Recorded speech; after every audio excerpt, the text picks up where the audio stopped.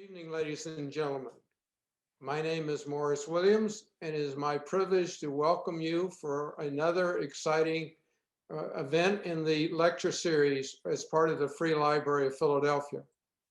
I would encourage you to consider making a financial commitment or gift to the Free Library of Philadelphia as part of your year-end gifts, because the library is open to all citizens in Philadelphia, and it is free, and so it needs the support of the public in order to provide all of the auxiliary services ranging from the after-school activities so that the library plays an extremely important role in our community.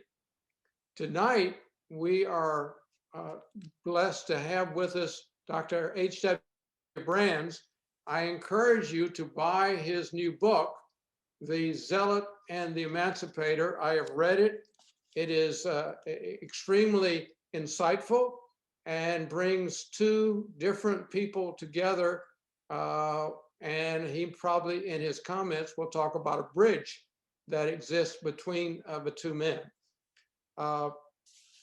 If you buy the book, you'll see information about Dr. Brands, but what you won't find out is that he graduated from Stanford.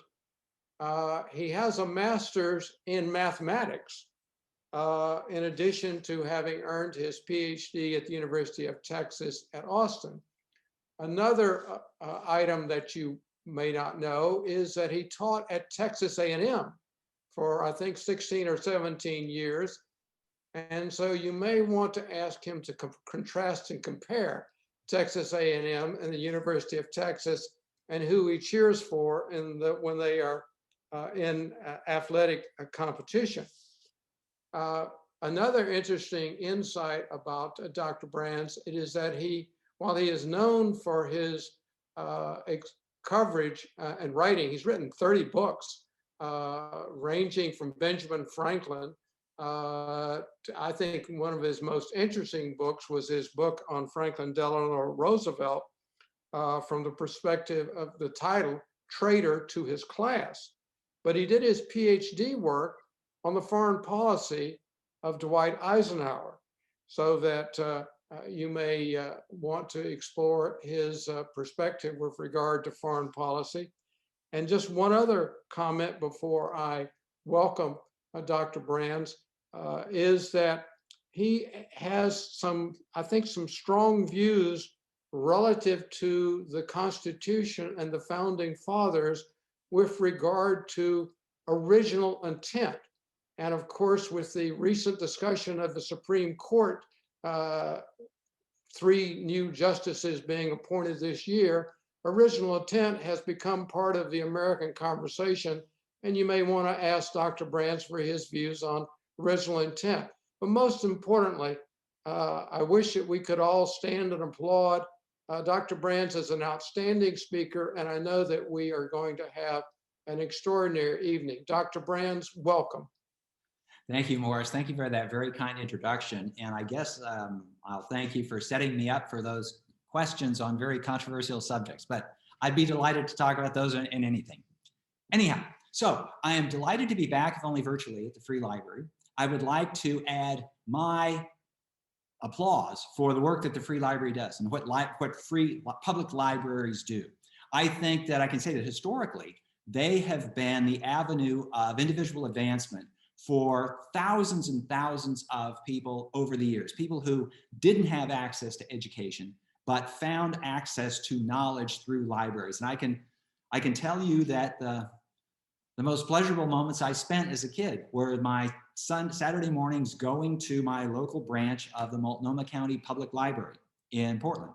And I was just thrilled when, for some reason, I guess the librarian thought that I deserved waiving the limit for how many books a kid could take out, because I was of an age where you could only take out 3 or 4.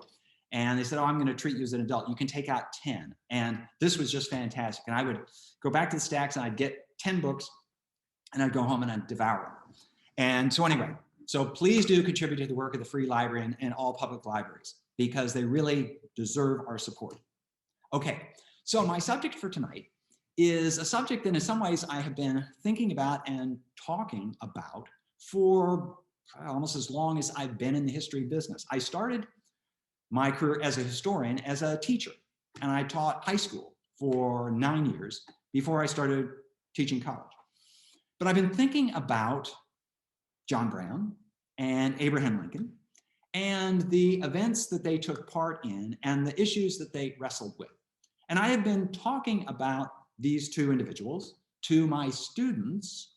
I teach at the University of Texas. I make a point of teaching introductory students, which means essentially freshmen and sophomores, and the odd senior who didn't get around to fulfilling his or her requirement until the last semester.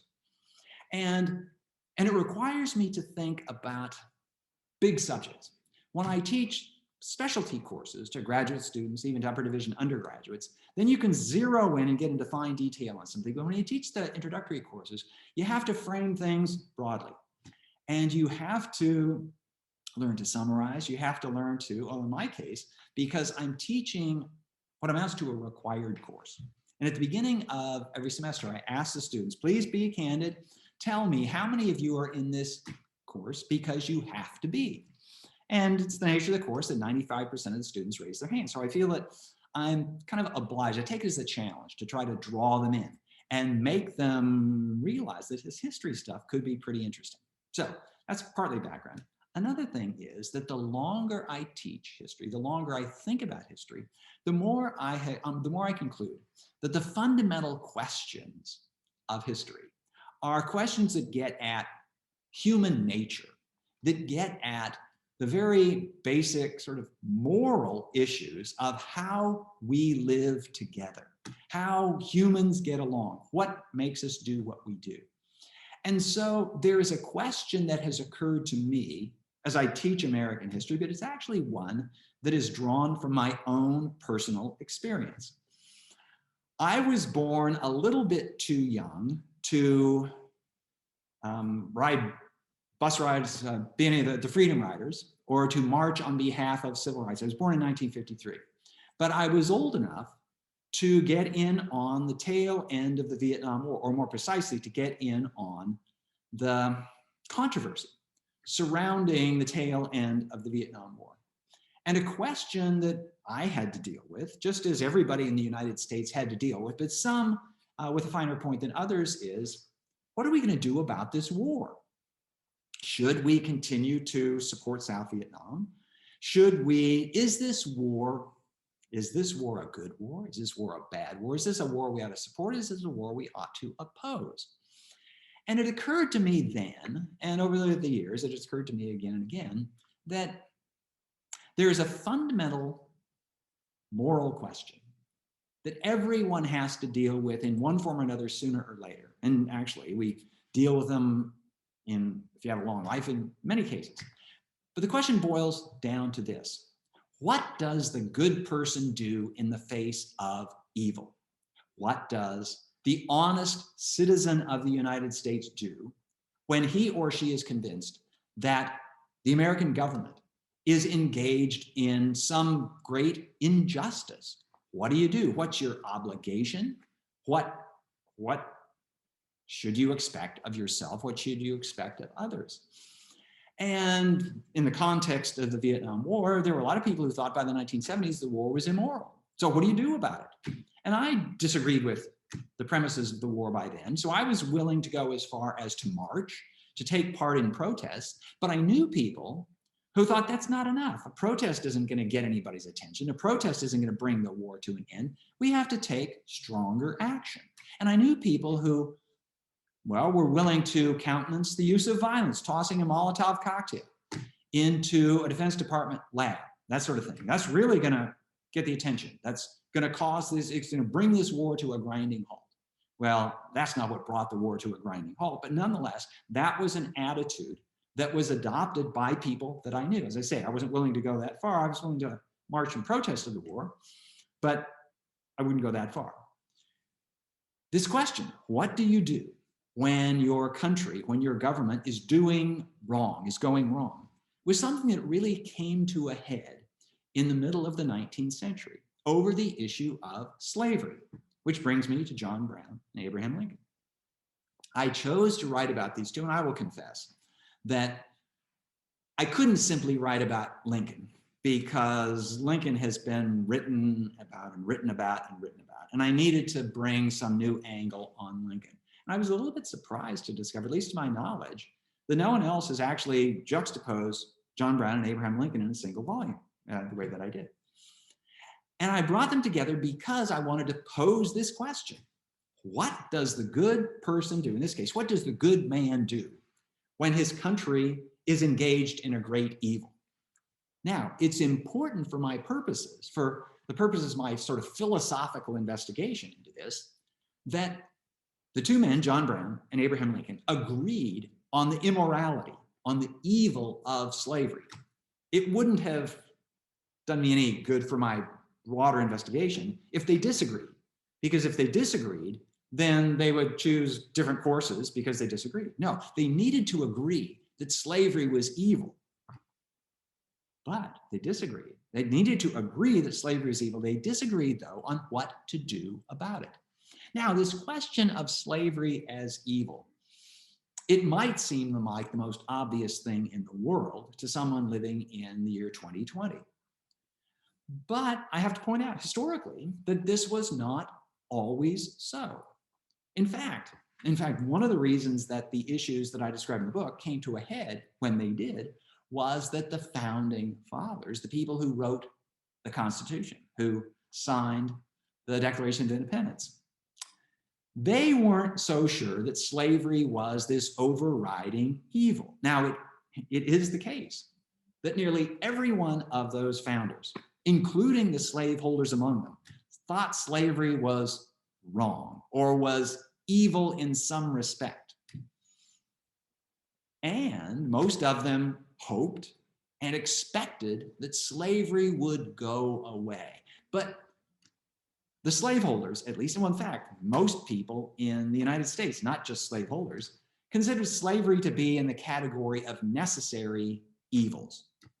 You couldn't run the Southern economy without slaves. This was the thinking at the time.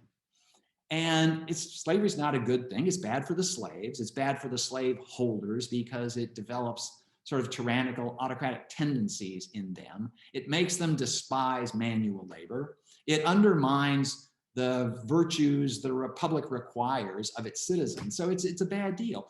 But they thought it was going away because slavery, by the time the Constitution got around to being written, slavery had already been ended in Pennsylvania, and it was on the way out in most of the other northern states. Why? Why was this so? Was it that Northerners were seized by a fit of morality? No. It was, well, with the exception of some Pennsylvania Quakers who had been opposed to slavery on moral grounds for a long time, but they were considered real outliers by nearly everybody. No, in fact, the reason that slavery was ended in the North was that the Northern economy had evolved in a way that rendered slavery unprofitable and sometimes downright counterproductive.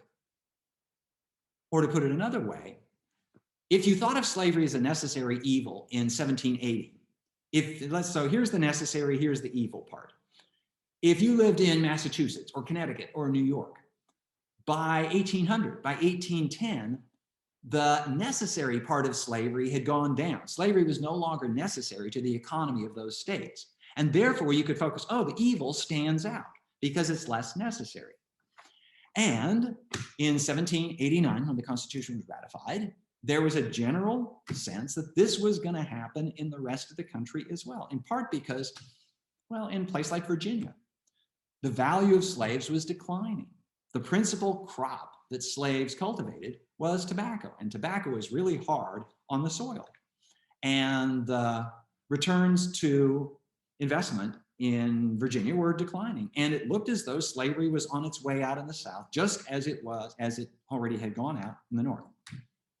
Then something happened, something changed. What happened was, well, two things happened. Eli Whitney invented the cotton gin and new strains of cotton that could flourish in the soils of the Gulf Plains of the South. were developed. And all of a sudden, forget about tobacco, we're going to grow cotton. And cotton became this huge deal. And as cotton spread, and as far as anybody could tell at the time, slavery was necessary to the cultivation of cotton, the way cotton was cultivated in the American South. So again, in the balancing of necessary against evil, slavery became more necessary to the Southern planters, and therefore the evil was downplayed. Now this balancing of necessary and evil, I think is really critical. I'll share with you an example that I use with my students, and that is that today most people look on war as this bad thing, but sometimes it's necessary. And so there aren't many warmongers around who like war for the sake of war. But on the other hand, there aren't very many pacifists around either who will say that war is never the answer to anything. So most of us today are in the category, we're sort of comparable to those folks in the 1780s and 90s who looked on slavery as a necessary evil. Now, it's not impossible. In fact, I dearly hope that, let's say in the next 50 years, 100 years, humanity figures out how to resolve its international disputes without war. I would love it if my great-grandchildren looked on me and my generation as a bunch of warmongers. What, you allowed wars to happen? How could you do such a thing? Because if they do, then war will no longer be necessary, and so the evils of war will come to the fore. Anyway, John Brown and Abraham Lincoln agreed that slavery was wrong. They disagreed on the tactics should be used to deal with slavery. John Brown believed he had a moral, even a religious calling to combat slavery by any means necessary. John Brown was born in 1800. He grew up in Ohio, near the border, near the Ohio River, the border between slave state Kentucky and free state Ohio. And he mingled with slaves. He had a playmate, this black kid who was a slave when John Brown was a boy. And John Brown remembered one day when they were playing, and they seemed to get along fine and all was well, until this white man, who turned out to be the black kid's owner, came up and started beating the black kid over the head and shoulders. And John Brown said, what's going on here? And he said, he remembered in later years that this was his first inkling. There was something really wrong about slavery, but it took the murder of an abolitionist editor named Elijah Lovejoy in 1837 to cause Brown to dedicate his life to battling slavery. He stood up in his church in Hudson, Ohio, where he was living. And he said, I devote my life hereafter to the battle against slavery. And I say this before the eyes of God and before the congregation here. John Brown took the pledge. He would fight slavery. And John Brown's fight against slavery escalated over time until by the 1850s. John Brown was leading paramilitary groups in Kansas territory, which had become a battleground between pro-slavery forces and anti-slavery forces. Why a battleground? Kansas territory was part of the Louisiana Purchase, which by the Compromise of 1820, at least the northern part of the Louisiana Purchase, had been declared by the Compromise of 1820 off limits to slavery forever.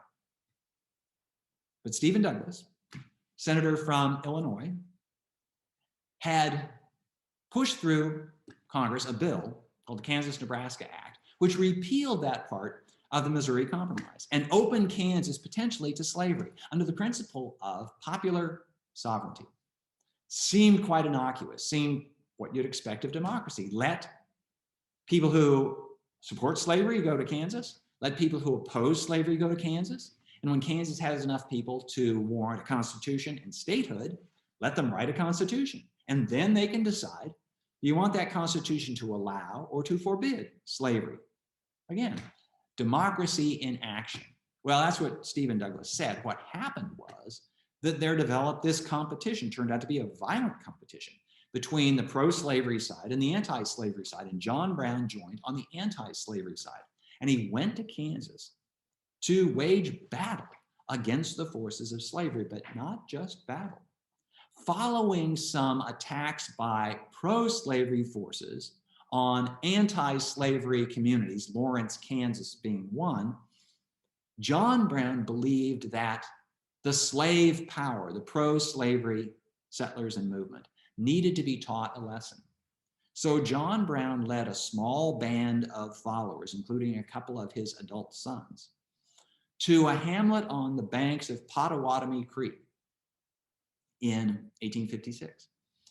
And John Brown and his followers dragged 5 pro-slavery settlers out of their beds and brutally murdered them, hacked them to pieces with broadswords. The point was to send a message to other pro-slavery settlers. If you come to Kansas thinking that you can impose slavery on Kansas, this could happen to you. John Brown became notorious for this. He was wanted by federal authorities in Kansas Territory. It was a federally administered territory. But he managed to wander around the country for the next 3 years because, well, this was in the days before convenient photography. So there were no photographs of John Brown. There were written descriptions, but he cut his hair short and grew out his beard, changed his name, and he could pass himself off as somebody else. And he wandered the country, including to the Northeast, raising money for an even bigger attack on slavery. This one was going to be to go to the heart of the slave system. As John Brown said, I'm going to take my battle to Africa, to the slave region itself. So John Brown organized, orchestrated, carried out an attack on a federal arsenal at Harper's Ferry, Virginia. The point of attacking the arsenal was to seize weapons there and to distribute the weapons among slaves in the vicinity of Harper's Ferry. The slaves would then use these weapons to rise up against their slave masters and to achieve their freedom. And the example of this successful slave uprising would shake the foundations of slavery throughout the South. Other slaves would rise up against their masters and they would achieve their freedom. This was John Brown's goal. Well, it didn't get very far. John Brown launched his raid. In fact, before he launched his raid, he tried to talk Frederick Douglass. Frederick Douglass, one of the most famous abolitionists in the country in 1859, a former slave himself. And so he was living testament to how a Black man could become as well-educated, become as articulate, become as accomplished as any white person, if just given the opportunity. So John Brown thinks, boy, it'd be great if I could get Frederick Douglass to go along with this, because here's one of the most celebrated abolitionists in the country. And furthermore, he's a Black man, he's a former slave. So this will lend credibility to my project. But Douglass says, no, I'm not going to do it. Douglass acknowledged, I'm a writer, not a fighter. But he also didn't join because he understood that John Brown was about to launch a suicide mission. Frederick Douglass understood something John Brown did not. John Brown was so committed to the emancipation of slaves that he assumed that the slaves themselves would be at least as committed to their own emancipation. And maybe, but there was a different calculation going on. John Brown had decided that he was willing to give up his life for the freedom of others, if it came to that. And he sort of assumed that slaves would be willing to risk their own lives for their freedom. Turned out that almost no slaves in the area joined John Brown, and those who did so kind of reluctantly because they'd never heard of this guy. And they said, what's he trying to do? He's trying to start this war. He's going to get us all killed. And so they didn't join. John Brown learned that getting into Harper's Ferry was easier than getting out of Harper's Ferry. He could get in because nobody was expecting an attack. But once John Brown and his band seized the arsenal, in doing so, killed a couple of people, awakened the townsfolk, brought out the militia, who immediately pinned John Brown and his men down. And there they were stuck for the next day and a half until they were finally captured in an assault, and they were arrested and they were put on trial. John Brown was tried for treason against Virginia and the murder of those people who were killed in the raid. So this is John Brown. John Brown has decided that slavery is so evil that the battle against slavery can take any form, including lethal violence. That's John Brown. Abraham Lincoln, meanwhile, Abraham Lincoln yielded nothing to John Brown in conviction that slavery was wrong. Abraham Lincoln was just as convinced as John Brown was that slavery was wrong. But Abraham Lincoln thought that John Brown was going about ending slavery in just the wrong way. Not only was John Brown morally wrong, you don't murder somebody even in a good cause. You don't try to start a war even in a good cause. But it wasn't just that. It was that John Brown's tactics would be counterproductive, said Lincoln. John Brown thought that he was freeing slaves. His raid on Harper's Ferry didn't free any slaves. In fact, in the short term, it tightened the shackles on slaves all the more. Because as soon as slaveholders heard that there was this guy out there who was trying to free their slaves, now they made sure that the slaves didn't go anywhere unsupervised, didn't meet alone, didn't have any of the very minor liberties that slaves sometimes had. So there was this crackdown of slavery right away. But furthermore, Abraham Lincoln was one of these, he was an heir of Thomas Jefferson, of George Washington, of Henry Clay. He believed that slavery would end in the United States when Southern slaveholders were convinced that it was in their interest to end slavery. He believed that that's the way democracy worked.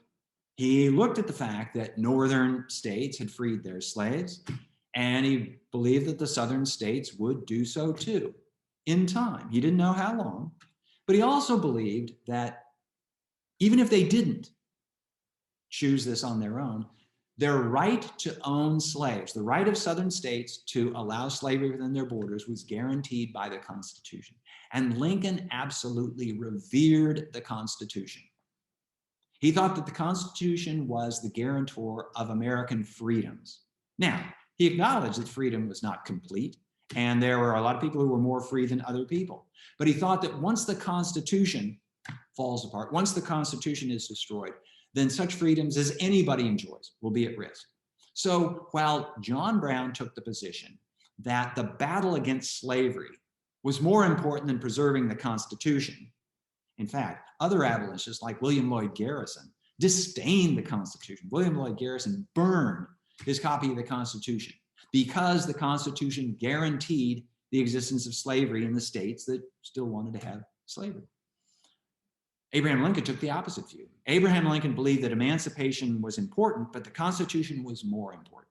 So Abraham Lincoln shuddered when he heard of John Brown's raid on Harper's Ferry, because he thought, oh my gosh, this is simply going to make things worse. And then when the court in Virginia, West Virginia was then still part of Virginia, when the court of Virginia found John Brown guilty of treason against the Virginia Commonwealth and of murder and sentenced him to death. And when the sentence was carried out, and then John Brown was hailed as a martyr to the cause of freedom by Northern abolitionists, Lincoln shook his head even more. He thought, this is the worst thing to happen in this country for years. Oh, and the worst thing potentially to happen to my political future. Lincoln was running for president as a moderate, and he knew that John Brown, murderous John Brown, warmongering John Brown, would be declared to be exactly what all Republicans were. Now, Lincoln said again and again, John Brown is not a Republican. Republicans are not abolitionists. I mean, some Republicans were abolitionists, but most of them weren't. Lincoln was not an abolitionist. The abolitionists believed emancipation now, emancipation more important than anything else. Lincoln was opposed to slavery. I'll call him an emancipationist, but he thought that that wasn't first and foremost. The first most important thing was holding the Union together, and Lincoln thought that John Brown made holding the Union together far more difficult, which indeed is exactly what happened. because when Southerners saw that John Brown had been canonized by Northerners, then Southern slaveholders believed that their property interest in slavery and their very lives were at stake. They imagined, what if John Brown's raid had succeeded and slaves had taken up arms and came and killed them? Of course, that's what they'd have to do to get their freedom. So there's a direct line from John Brown's raid on Harper's Ferry to the decision of 7 Southern states initially, and then 11 eventually, to leave the Union, because they believed that slavery was simply no longer safe within the Union. So this is the position that Lincoln finds himself in. So, and between John Brown's raid and Southern secession is the election of Abraham Lincoln. That's the final trigger, because now the government has been taken over by the head of this anti-slavery party. And Lincoln himself, in a speech that came to be called the House Divided speech, he said, "A house divided itself cannot stand. This country cannot remain half slave and half free. It will become all one or all the other." And it was really clear that Lincoln thought that it should become all free, which meant that slavery was going to end. So the Southern states decide to leave the Union. And Lincoln has to make a choice. What do you do about it? I should point out that there were a lot of abolitionists who said, Lincoln was not an abolitionist, but there are a lot of abolitionists who said, let the South go. In fact, William Lloyd Garrison, again, he had been saying for years that the North ought to secede from the South. That way, Northerners would no longer have slavery on their conscience. They could wash their hands of this. It's a little bit ironic, because if the North seceded from the South, this wouldn't free any slaves. It wouldn't make a lot of slaves any better, but it would make Northern consciences feel better or something. Anyway, so the South secedes, and Lincoln has to decide what to do. And what he decides to do is to, well, first of all, warn the South, don't secede, because if you do, this means war. And then when the South did secede, it did mean war. Now, what does this have to do with slavery? Well, in Lincoln's view, nothing to do with slavery. In fact, Lincoln definitely did not go to war against the South to free the slaves. Lincoln made very clear, this is not a war about slavery. Now, he did this for 2 reasons. One is constitutional. He thought that, again, the federal government, the president of the United States, has no authority over slavery in Virginia and in Mississippi and Georgia and any southern state. And so he didn't have the authority to wage war against slavery. But secondly, tactically, he knew this would be a really bad idea. The Civil War began with Southern shelling of Fort Sumter in the Charleston Harbor in South Carolina. And after that happened, Lincoln issued a call for volunteers. He wanted 75,000 volunteers. The Union Army was not large at that point, so he needs a bunch of people. And he issued the call for volunteers to defend the Union, not to free the slaves. And he knew that if he had said, okay, I want 75,000 volunteers to go free the slaves, nobody would have showed up. Oh, maybe a few people would have showed up, a few John Brown wannabes, but almost nobody else. Because for most Northerners, slavery was not that big an issue. No, they would fight to preserve their country, the United States, but they wouldn't fight to free slaves. And so for the first couple of years of the war, Lincoln took the position that this is not a war about slavery. The abolitionist editor, Horace Greeley, put the question to him, and Lincoln responded. He said, my job is to save the Union. If I could save the Union by freeing all the slaves, I would do so. If I could save the Union by freeing none of the slaves, I would do that. If I could save the Union by freeing some of the slaves and leaving others in bondage, I would do that. My job is to save the Union. But eventually, Lincoln concluded that saving the Union required the Emancipation Proclamation, required freeing the slaves. And so Lincoln went to war to preserve the Union. You know, in the perennial question, was the Civil War about slavery, about states' rights? The irony is, for Lincoln, it was all about states' rights. At first, more precisely, his position that the states did not have the right to leave the Union, but it had nothing to do with slavery to begin with. It ended up being about slavery. And so we have this sort of big irony of my story here, that John Brown went to war to free the slaves. He wanted to start a war to free the slaves. He failed to start his war, and he didn't free any slaves. Abraham Lincoln tried to avoid a war, and when the war came, it wasn't about freeing slaves. But he failed to avoid the war. In fact, he led the country into the worst war in American history. 700,000 people died in the Civil War. And as a side effect from Lincoln's position, slavery ended. So there we have it. Now, actually, I'm afraid I've talked too long. I've said too much. There's a lot more in the book besides this, so you really want to read it. But I'm going to stop here and take questions that might have occurred to people. And there are a number of questions here. One gentleman asks, a fellow named Jim, mentions that he's a volunteer history teacher, enjoys your books.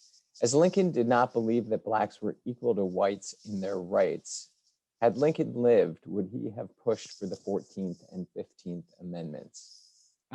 This is a really good question.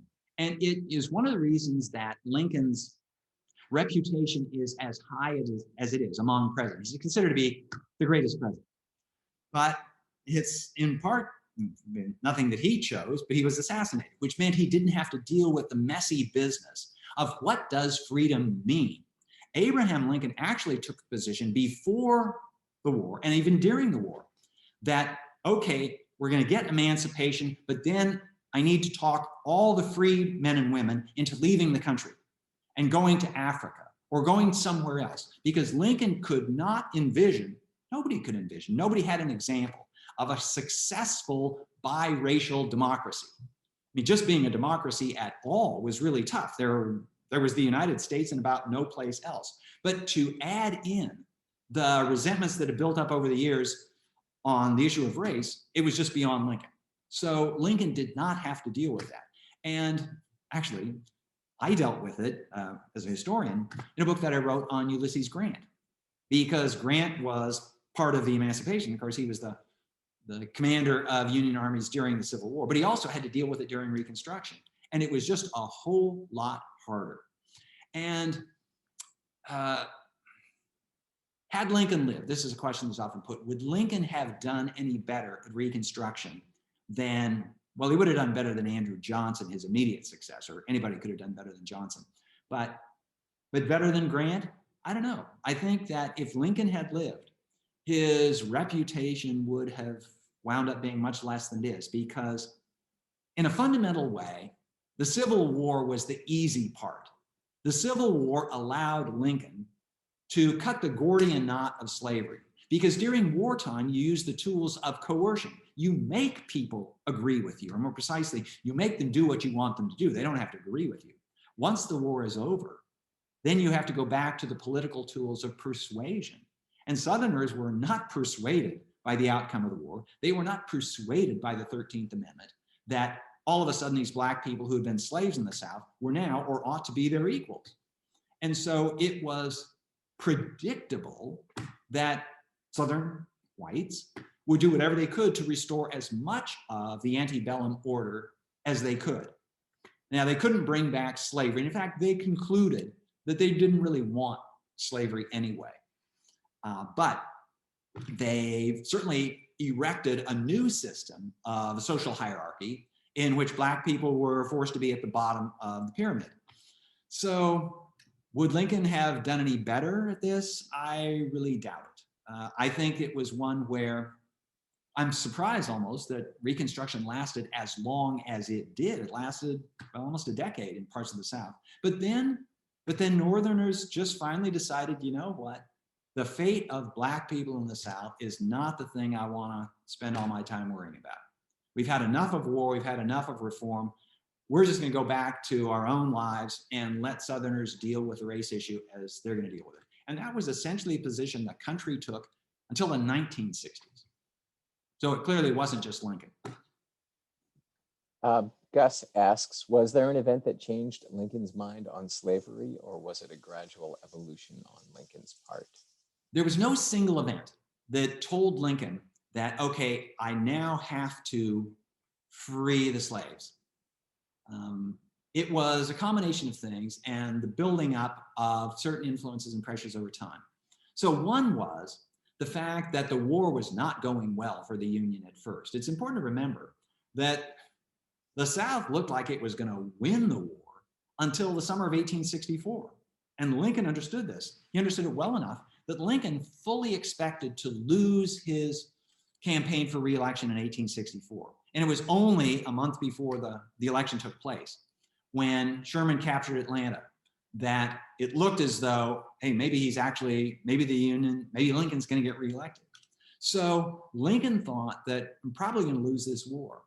And so he was moved toward what he previously considered desperate measures.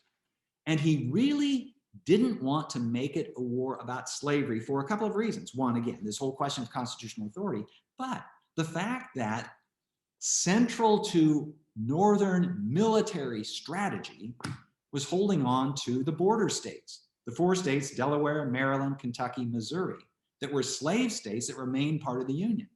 If Lincoln declared war on slavery, then those states would have almost no choice but to join the Confederacy. And if Maryland left the Union, then the Union government would have to evacuate Washington, because Washington would have been pinned between Maryland and Virginia, both at that point in the Confederacy. And holding the country without those border states would have been very much more difficult. But as the war progressed, Lincoln realized, and he was persuaded of this by some of his generals, but also by Frederick Douglass, that, one of the biggest resources that the South has going for it is the labor of its slaves.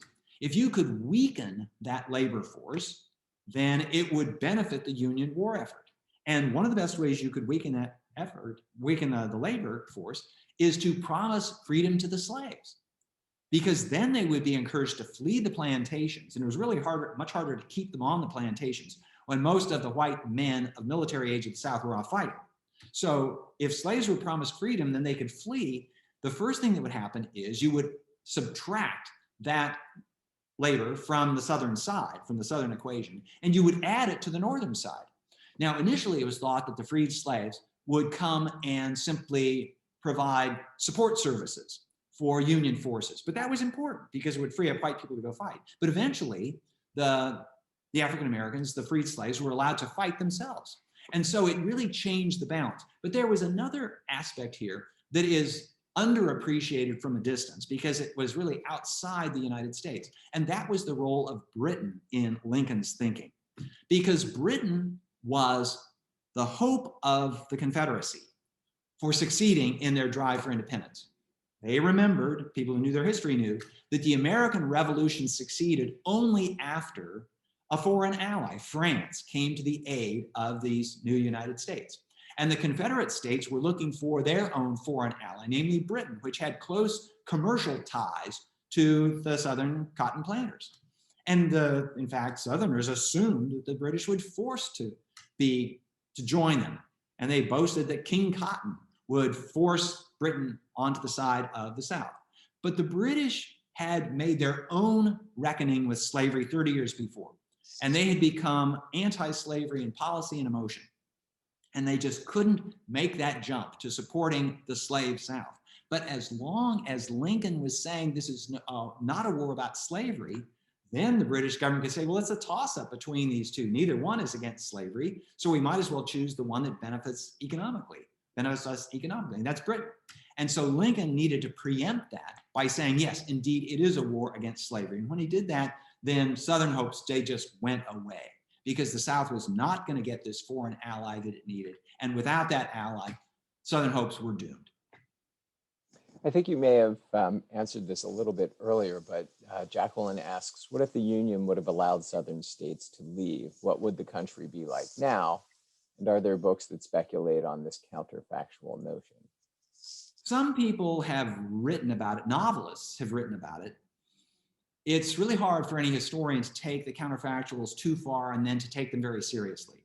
Because once you get beyond the realm of what actually happened, there are too many places where the road could diverge. But there were plenty of people who thought that even if Lincoln had said to the South, go in peace, that peace would not have lasted. And here's the thinking. So if the South is a separate country, then Southern slaves are no longer guaranteed as property by the US Constitution. They're beyond the bounds of the US Constitution. It was the Constitution that required Northerners to help send fugitive slaves back to their owners, because there's a clause of the Constitution that says that property has to return to its owners across state lines. But if the South is beyond the guarantees of the Constitution, then, as I said earlier, that Lincoln said that the Constitution guaranteed slavery in the southern states. If the southern states secede, they're no longer under the guarantees of the Constitution. Lincoln at that point could have declared war on slavery and done it in good conscience. But even if he hadn't, imagine that the Ohio River was a border not between just a slave state and a free state, but between a slave country and a free country. The reason for the existence of the Underground Railroad was that once slaves got out of Kentucky and crossed the Ohio River, they were not safe in Ohio. They had to get all the way to Canada because the Constitution, as I say, mandated a return. But if they're separate countries, then it would have been a whole lot easier to escape to freedom, and a lot more of them would have done it. And so the South certainly would have issued an ultimatum against the North. You have to return those slaves. And the North would say, forget it. And the South probably would have declared war on the North to prevent the escape of slaves. So there are plenty of people who predicted that if the South were allowed to secede, within 10 years, there would have been a war anyway. So the Civil War that starts in 1861 might have started in 1871.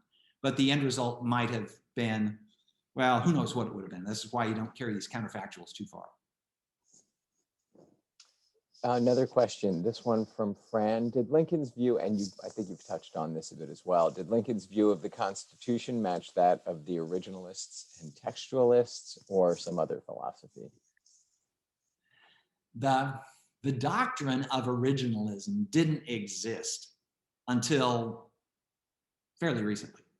And so people did not talk about originalism. They did discuss what the framers of the Constitution intended, but they always discussed it in terms that would support whatever position they were trying to defend. And so discussions of what the Constitution means almost never historically have started with what the Constitution actually meant, but what do I want the Constitution to mean? And then, because the people who make these arguments are lawyers, and lawyers have cases to argue, and they bring in the evidence that supports the argument. But Lincoln's position on slavery, was one where, okay, it was understood that slaves were protected, and the right of southern states to have slavery was protected. But Lincoln understood that the government that he took charge of in 1861 was a very different thing than envisioned by the framers of the Constitution. And, in the first place, the framers had no idea that there would be political parties. And political parties just leaped up immediately. The framers also had no idea that the United States would even still exist in the 1860s. And for Thomas Jefferson, for example, and other founders, it's important to keep in mind that the Constitution of the United States that we know about was America's second try at a constitution. And the first one lasted exactly 8 years, from 1781, when the Articles of Confederation were ratified, to 1789, when they were superseded by the Constitution that we now live under. And so the idea that a constitution was going to last 2-3 generations, boy, this was beyond the imagination of the framers. Thomas Jefferson himself thought that every generation ought to write its own constitution, that the past had no hold on the present, and the present had no obligation to the future. So every generation creates the government that it wants. What eventually happens is that, again, people who want to shrink the size of government, they look to the Constitution, they call themselves originalists, and they look to the Constitution because the Constitution was written with the expectation that the federal government would be really small, as it was. But most of even the originalists are not willing to give up things like an air force. So the Constitution says that there shall be an army and navy, but they hadn't invented airplanes. So you have to stretch things in any event. And so the things that even the originalists look at, nobody's an originalist fundamentalist. And the last thing that's worth thinking about is the Constitution was very controversial in its day. Which of the original interpretations of the Constitution are you going to follow? Are you going to follow Alexander Hamilton's idea that the presidency should be a presidency for life? And he hoped that when George Washington was elected, he would stay in office until he died in office, and that would establish this pattern. And so the American presidency would become like the papacy, where you get voted in and then God takes you, and that's how your term ends. Well, George Washington had a different view. And so they were both originalists. They were both there at the Constitutional Convention, and they had diametrically opposed view of what this presidency was supposed to be about. So which of the original interpretations do you follow? And then, at least as I see it, you decide ahead of time what you want the answer to be, and then you argue to that answer, citing certain of the framers to suit your conclusion. And you would say then Lincoln was a constitutionalist? Oh, no, so in general, just to circle back to the so the original question, yeah. focus, So, yeah. Lincoln took the position that the president could override the Constitution. He knew he was playing fast and loose with the Constitution with the Emancipation Proclamation, but he has suspended the writ of habeas corpus during the war. He cracked down on an opposition press. And the argument that he made was, look, I'm trying to preserve the Constitution. If it requires waiving certain articles of the Constitution, certain sections of articles of the Constitution, I'm willing to do that. Better to do that than in the interest of preserving the letter of this particular section of this particular article if I let the whole Constitution itself fall down. So Lincoln was as selective as everybody is in interpreting the Constitution. And one of the reasons you can do this is the Constitution is just a sketch. And so you fill out that sketch the way you want. Mary asks, where were slaves defined as property and how did the Constitution protect that? Slavery is not, the word slavery is not in the Constitution. It doesn't appear until the 13th Amendment. They were considered property at the time of the Constitution. And so they were protected where property is protected. So the federal government cannot come in and seize somebody's property without due process. And so, and lastly, the Constitution is what political scientists call a positive charter, that the Constitution as originally understood, here we do get to the original idea, as originally understood, conveyed only those powers to the national government that were expressly stated. This is what the 9th and 10th Amendments are all about. That if it's not stated you can do it here, you can't do it. You're a state. So these rights are reserved either to the states or to the people. And because the states had slavery or not had slavery, it was understood that the right to consider human beings, the slaves, as property, that was up to the states. And so it was a matter of the interpretation of the Constitution, but also a widely understood practice. And there was nobody, even among the abolitionists, that took a constitutional position that says that the federal government can end slavery in Virginia or Georgia. That has to be up to the states. Now, between then and now, a lot of issues, a lot of aspects of life have simply become federalized. So, I'll point this out, that the civil rights legislation of the 1960s would have been unrecognizable to Abraham Lincoln. For the federal government to say that shopkeepers in Alabama cannot bar their shops to Black people. Well, of course they can, Lincoln would have said. But things had changed by the 1960s. And so just as a matter of legislation, not by amending the Constitution, could the Civil Rights Acts of the 1960s been passed. But things change. And interpretations of the Constitution, interpretations of the law, interpretations of just what morality requires change over time. And to that, I'm going to try to combine a few things here just because we're running out of time. But Barbara says, thank you for the talk. Thinking about John Brown, can you talk about how violence is perceived when it is used to oppose slavery and racism versus the extreme violence that has been part of the system of slavery and the perpetuation of injustice even after a civil war? It seems we excuse nonviolence when convenient. Okay, so John Brown took the position that violence is inherent in slavery, and therefore violence is justified in opposing slavery. Okay? And it's a plausible argument. And it certainly convinced John Brown. It didn't convince Abraham Lincoln. And as I say, Abraham Lincoln thought it was counterproductive and it would simply make matters worse. Does it apply? Did it apply during the 1960s? So was violence justified in opposing Jim Crow laws in the South? Is violence justified today in opposing aspects of racism, of inequality that people don't like?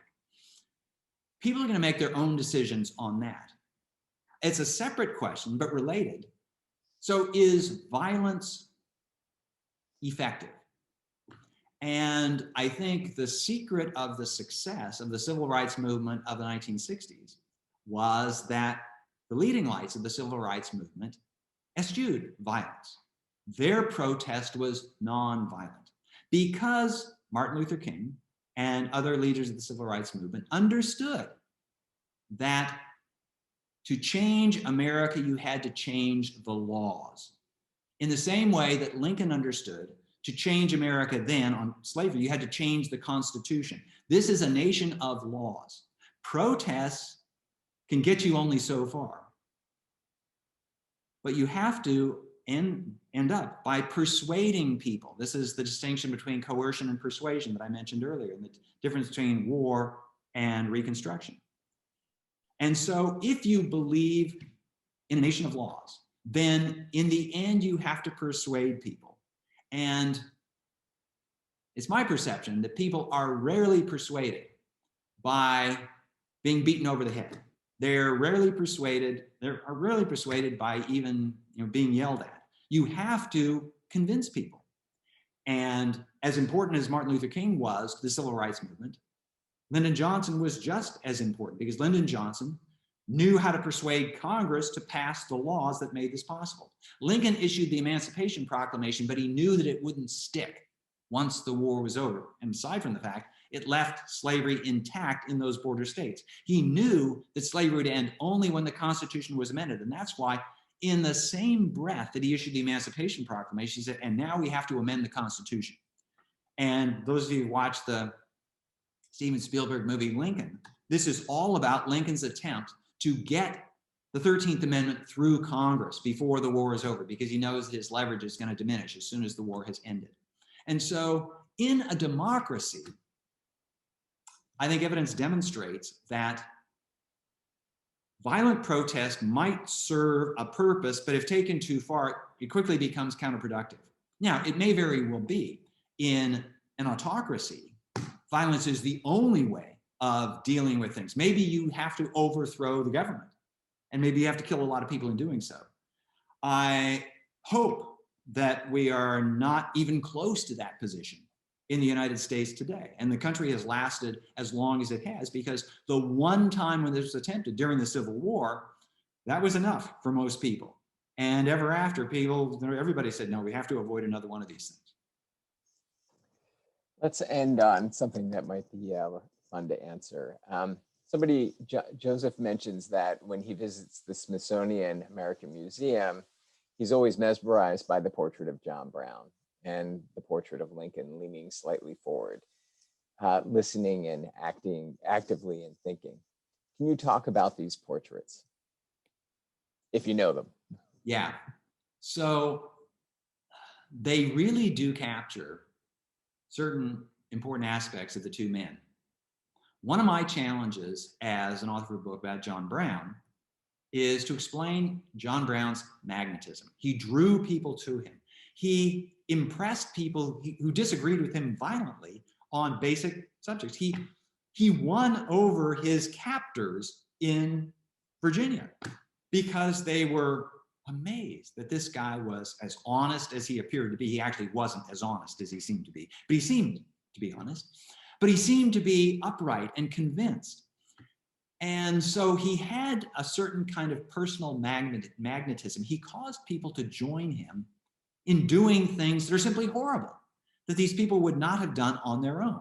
So the portrait of John Brown has this sort of magnetism, this fire radiating from him. And it conveys the artist's notion that, yeah, there was something there. With Lincoln, Lincoln was not an activist type. Lincoln was somebody who thought long and hard about these issues. And certainly on this question of slavery, Lincoln thought that violence, the violent magnetism of John Brown is not leading us in the right direction. We have to think this one through. And Lincoln thought very carefully. He chose his words carefully. He chose his actions carefully. So yeah, those two views of Brown and Lincoln really do juxtapose the two. And now that it's mentioned, I guess you could just look at those two portraits, and then you don't have to read my book. But actually, I think you ought to read my book too. Yeah, they're not mutually exclusive. Well, Bill Brands, thanks so much for a terrific talk. Next time, I hope we can get you back in real life. Well, this is real life at the Free Library of Philadelphia. Thanks again. Have a terrific night, and we'll see you next time. Thank you all.